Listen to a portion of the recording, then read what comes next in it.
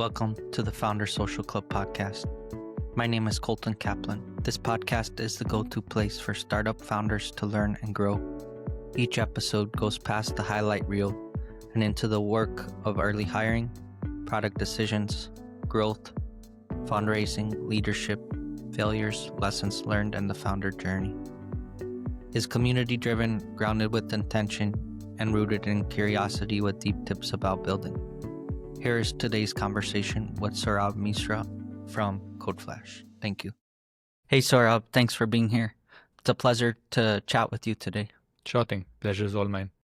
So to kick things off, can you walk me through your journey into entrepreneurship? Yeah, so when I was a child, I really liked science and just liked building things, breaking things, and just like doing weird science experiments. So I always had a knack for that. But I think I also did a few things in my undergrad when I just wanted to learn at the time. So joined a few like college teams, just trying to build stuff, just trying to learn basics of like web design and just like app development. And then I think I realized that my grades were suffering, and then I can't let that happen as well. So I really focused back on like technology and electronics and computer sciences, and then like basically pushed that thought down. And then, but that was always there. And when I started my first job at NVIDIA, got some more time, then I really warmed up to the scenario, started talking with a few friends. But then I think at the time I got an admit from CMU, I'm like, hey, you know what, I really wanted to be there. So it's just been sort of like delayed, and has always this like thought of entrepreneurship has always festered in my mind. So even at CMU, I got into like entrepreneurship fellowship over there, like really got involved with the whole ecosystem of entrepreneurs, and then join an early stage startup here trying to learn how to do these things. So, and I think all these places sort of have been adding up. So I've been trying to learn, hey, how to do this, like trying to learn what works. And then eventually when I left my startup and I was figuring out, hey, what should I be doing now? So I could join another startup, I could join a big tech firm, or I could join like a startup again, or like do my own startup. Then I realized that, hey, you know what am I really waiting for? I had deep conviction in my mind. So really just I made the commitment that I really want to do it. And that's when I started seriously pursuing, like looking for startup ideas and then like creating MVPs, talking to customers and all these things. And then that eventually led to where Codeflash is today. Thanks for the context and the background. Really appreciate it. What ultimately led you to Codeflash as the one idea to pursue? Yeah, so I think earlier I was thinking of certain startup ideas. So back when I was working at the startup called Cresta, we were the language for sales and customer care conversations. And when I was working there, I had a few ideas in mind. So one of the ideas was NLP and machine learning for marketing conversations. So like when people present their opinion about a product, using that to create better products. So I started working on that, did make like an early MVP. Turns out that did not go so well, and then pivoted to some other idea which was like slightly adjacent, but then still struggled a bit. And this took a while, and I was also doing this on the side. So eventually when GPT-4 landed and launched, I was just playing with it and then realized that, hey, now you know what? These models are getting really good with writing code and writing code that runs fast. And that was like a eureka moment where I realized, oh, you know what?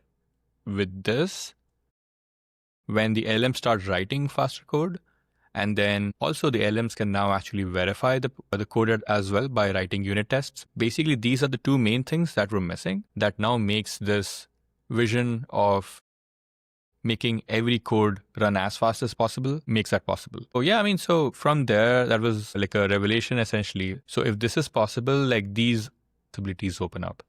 So from there, that was like a great thought, and then went to like a hackathon weekend, presented it over there, and then I think got a great response over there from like the fellow engineers, like all the other founders, and that be like, oh, you know what, this idea actually has merit. And then from there, I started building this thing.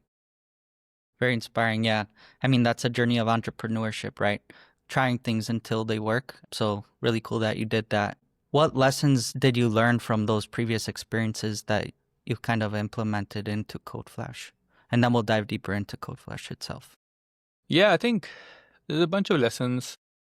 So I think one lesson, was of founder market fit, I would say. So, I mean, as engineers, we can build a lot of things, but there are certain ideas where you are uniquely qualified to solve because of experiences, because of your background, and like maybe like a unreasonable level of conviction towards an idea. Whereas for some other ideas, you may be like, you know what, oh yeah, this is cool. Yeah, maybe this is like something you could do.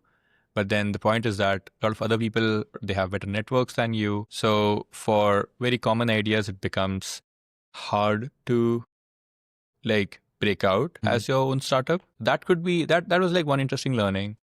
There were other learnings as well in terms of like validating ideas.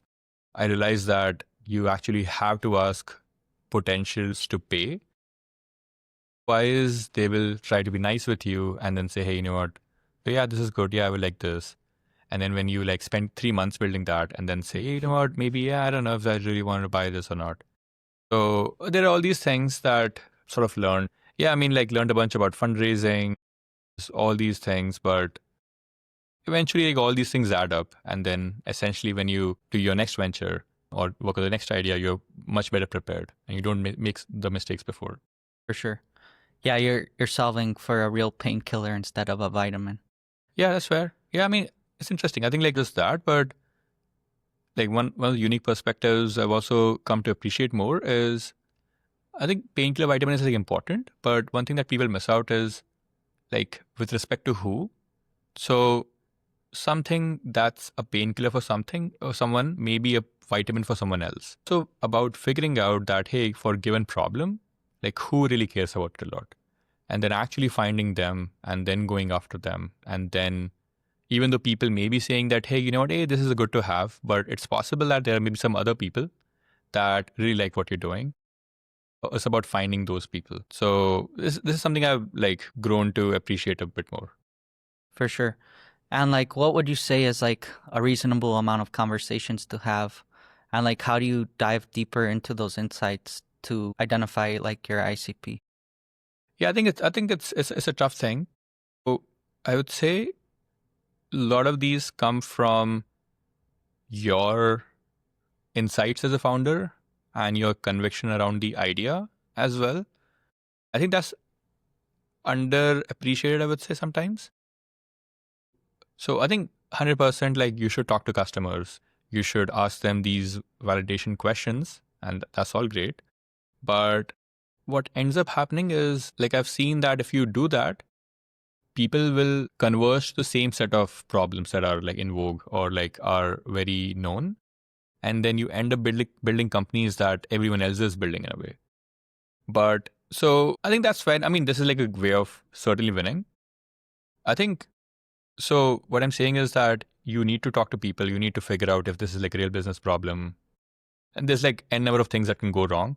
You need to make sure that, hey, you're not making those mistakes when you're building something. But then I think there is also something about your viewpoint of the world and like your view of how the world should work in a way that is harder. But if your viewpoint is right, then you stand a chance to be differentiated. And then as like people, I mean, obviously your viewpoint has to be correct. And then you need to have like a certain vision. But if that's correct, then essentially you are like further along in the future in some ways. And then you make that happen. And then the other people subscribe to that opinion. When you make that happen, when you show that it actually works and all those sort of things.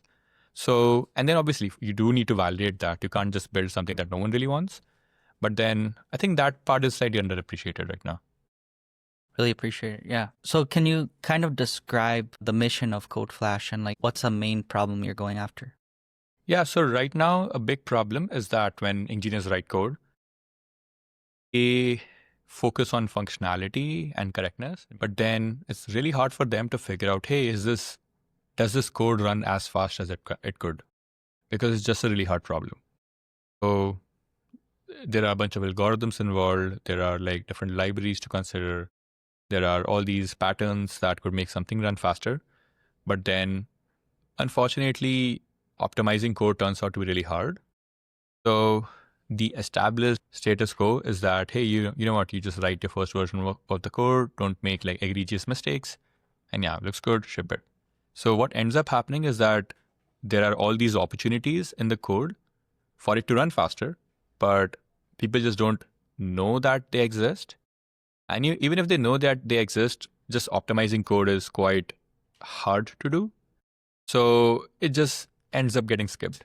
Hmm. So what happens is people just like, it's like established, yeah, it's like a hard fact. What can we do about it? So you ship it, and then the slow code essentially piles up over time. And when it piles up, you have a lot higher energy bills, like compute costs from infra. Your For a lot of products, you really need the speed. So your applications are, your customers are not happy. You have higher latencies, low frame rates, or you have low tokens per second, and people just don't like that. So you have bad product experiences. But right now, what ends up happening is people like, you know what, I will take a look at it later when it becomes a really big problem. And then you have to have your best engineers go and solve that problem. But unfortunately, from practical perspective, that does not happen so much. Sure, I mean, like some of the best companies that really care about performance really do that. But most of the companies is like, you know what, yeah, we will look at it later. So what is going on right now is that every company in the world has tons of slow code, and there's just not a great way to solve this problem. And I think of this as a tooling problem. Look, if there was tools that were available that would tell you, hey, instead of writing the code this way, the way I've written, hey, there's this other way that would run 10x faster, right? If someone could solve that, then my claim is that people would adopt these automated optimization tools a lot more. And then from there, people will, like all the applications that people write and all the new code that people write, most of it will run really fast. So that's like the problem we're trying to solve. Thanks. And yeah, so for the platform, what types of languages do you use, and like what's a hack that someone could implement right now? So Codeflash is an automated performance optimizer for Python code. So essentially it takes a look at, it analyzes some new feature you're writing and then figures out, hey, what's the most optimal way of writing it? So we ensure correctness of the new code, that the new code we're generating actually runs the same way as before, but just runs a lot faster. So we create like really high quality optimizations that our users can actually use to optimize all of their existing code bases and also optimize all the new code they're writing. So coming back to the question of language, we currently optimize any Python code. So we can optimize things like PyTorch models or a NumPy code or pandas or backend services or any algorithms you're writing. So it's quite general purpose. So I mean that's like what we're doing. It's a pretty much wide array. Yeah. So I think what we're building is a general purpose optimizer, figuring out how can we make any Python code as performant as possible. So right now, like there are some tools that optimizes particular things, or you have like, for example, a very optimized database. So you go and use that database for some purpose. That's great. What we're trying to do is like figure out all the new code that people are just writing, like any engineer who is writing that, can we figure out like a more optimal way of implementing that? So if we can have that, then we can like make all software that's written be a lot more optimal. Like, can you give an example of like your current customer base and like after implementing Codeflash, like what's the impact that it's having with them? Yeah, I think we have a broad customer base that does computer vision, NLP, machine learning, some like core Python libraries or like data analysis. So it's quite broad. And so anyone who cares about performance in Python, like really likes what we're doing. And customers save a lot of infrastructure costs. And then essentially what we've also realized is that people really care about latencies or speed of their applications. Like a lot of applications are a lot faster. So it like goes anywhere from like 25% to almost 2x. People have all this code that they just haven't been able to optimize. And when we can automate that optimization itself, we discover all these opportunities that were already hidden in the code. And then that can make all these things faster. And what this means for all these companies is that they save a lot of money because they are essentially doing the same work, but for much less compute. So that's great. But also their applications run faster. So what we've seen actually is that when their applications run fast, users actually prefer them as a product rather than their competitors who run really slow.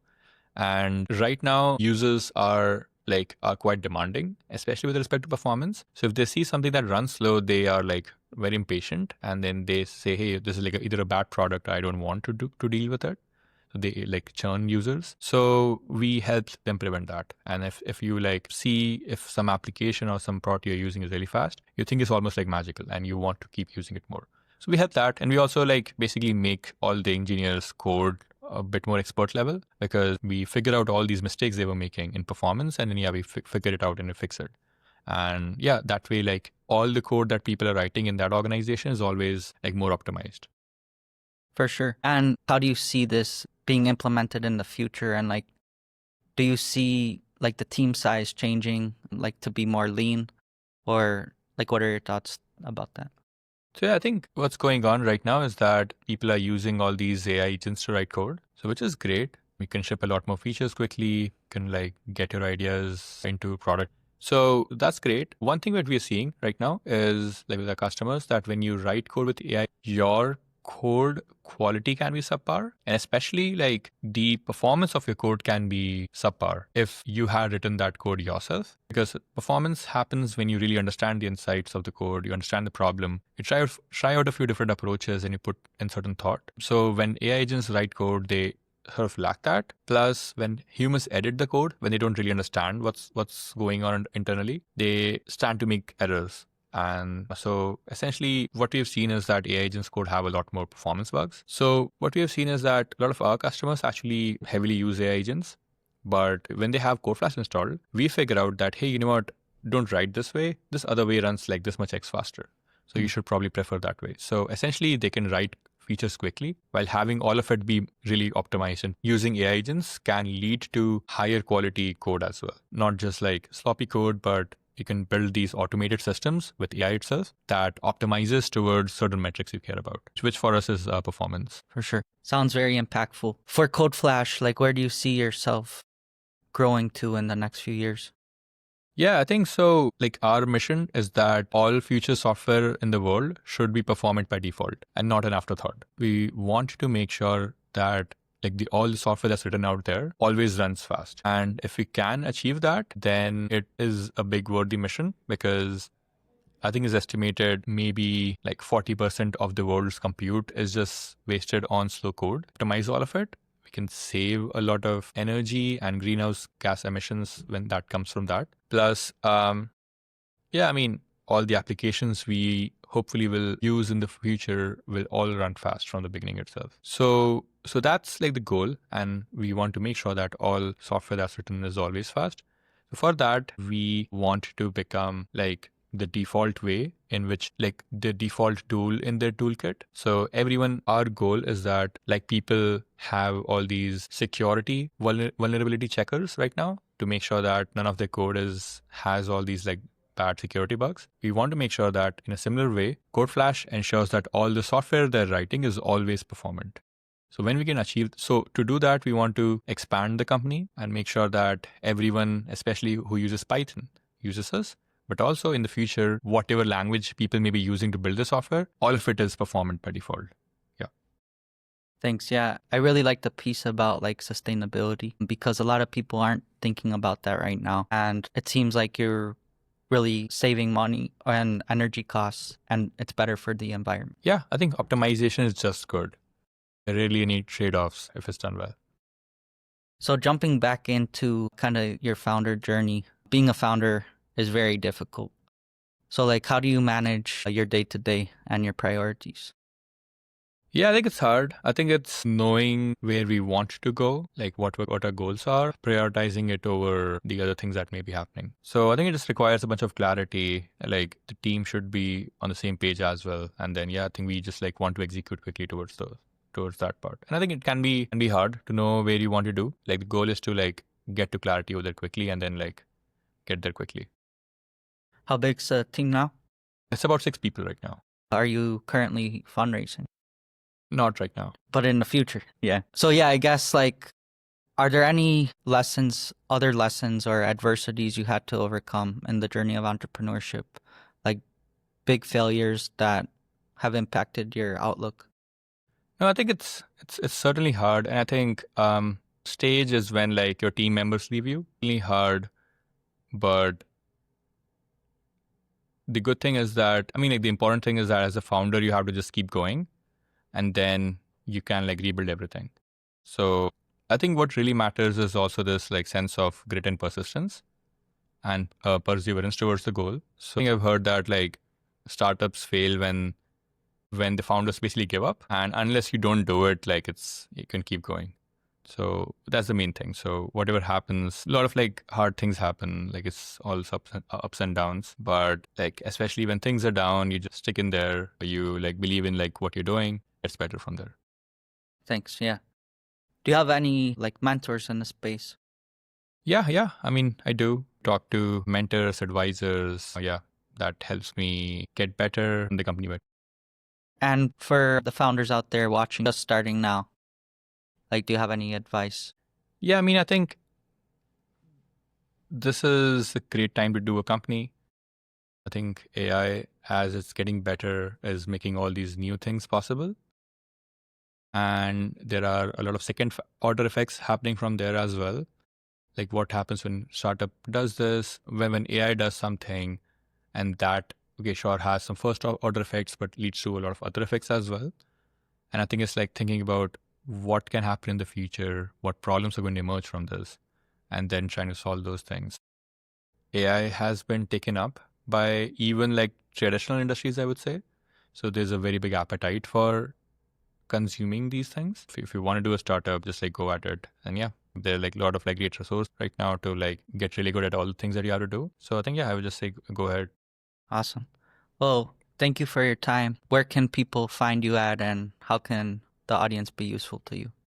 Yeah, I mean, so you can find me on LinkedIn or Twitter, MI Misra Saurabh1. So I post frequently as well on LinkedIn, especially. Check out Codeflash and what we're doing. And yeah, just try it out. Let me know what you think about it. Awesome. Well, have a great rest of your day, and thanks for being All right. Thank you so much.